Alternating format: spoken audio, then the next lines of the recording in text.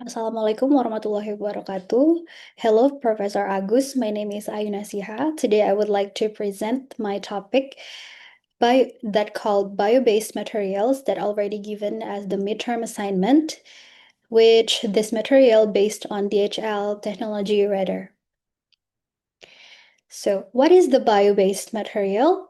Bio-based materials are identified as carbon and waste reducing resources that can be integrated into more sustainable solutions. One of the best example that already implemented for years is the wooden pallet.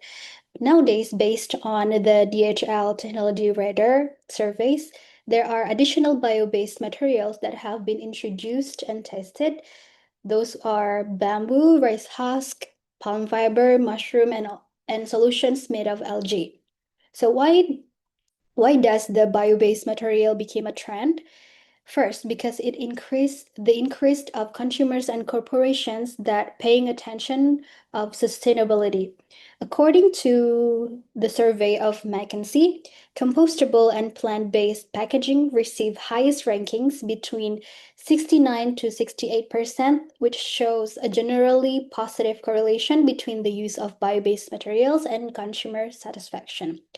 But the implementation of bio-based material took minimum 5 to 7 years before it widely adopted as standard practice.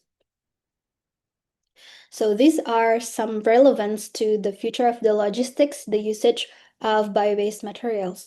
The first one is building and construction materials.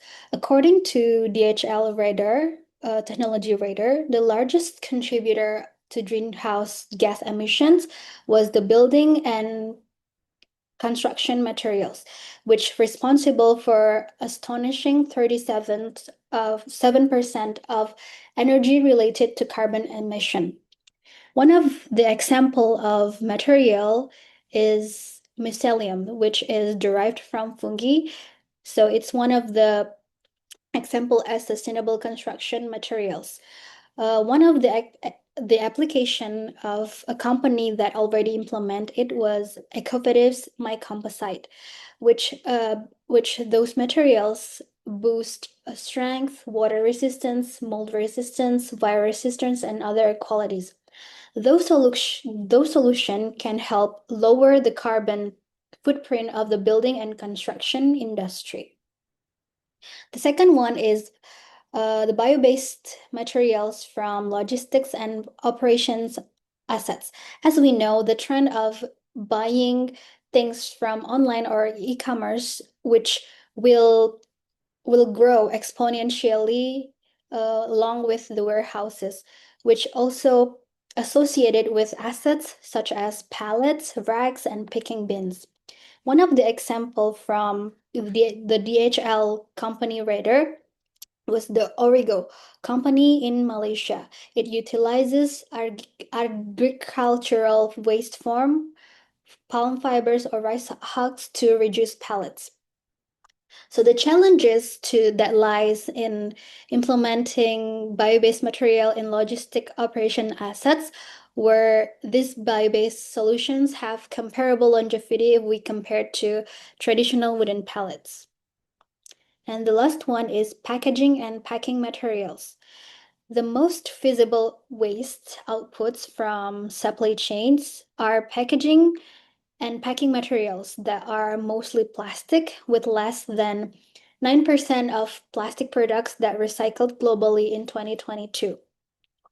One of the example is Australian company Planet Protector that produces insulted wool-based packaging solutions as an alternative to polystyrene packaging material.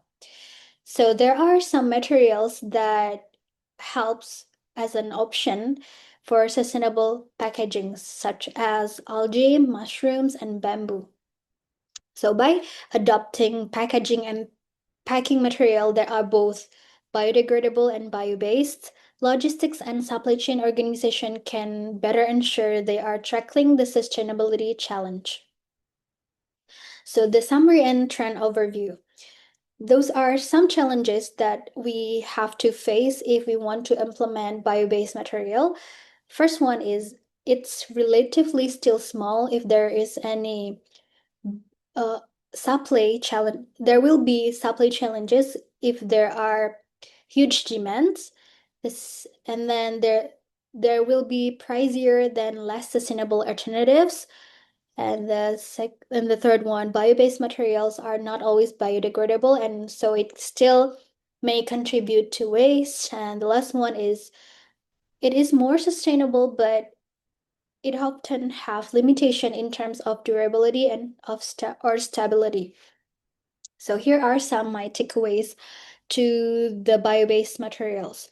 Based on the surface that says on the DHL technology radar, there are projected increase in plastic and plastic leakage by 2040, which is a huge amount of disaster are if we lack of the usage of plastics. So, but if we want to implement bio-based material, there are some perspective that we need to see.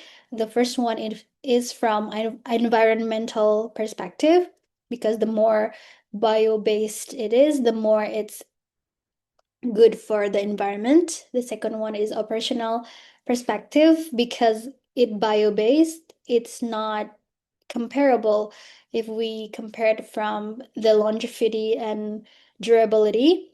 And the third one is from economic perspective, because we know is biodegradable is will will take a longer process to make. I think it will cost a pricier cost. And next was waste management perspective. Even if it's biodegradable, it doesn't mean it will not causing waste. So I think it is important to make sure the end life of the bio-based materials. And then next was regulation and policies perspective. I think it is easier for companies to implement bio-based material if there are regulation and policies that contain the usage of plastics. And the last one is the consumer and market perspective.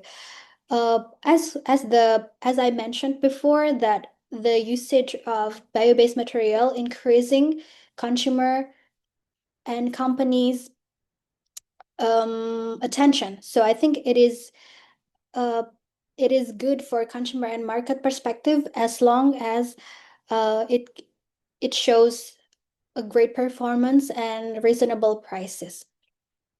I think that's all of my presentation. Thank you for your attention and have a nice day.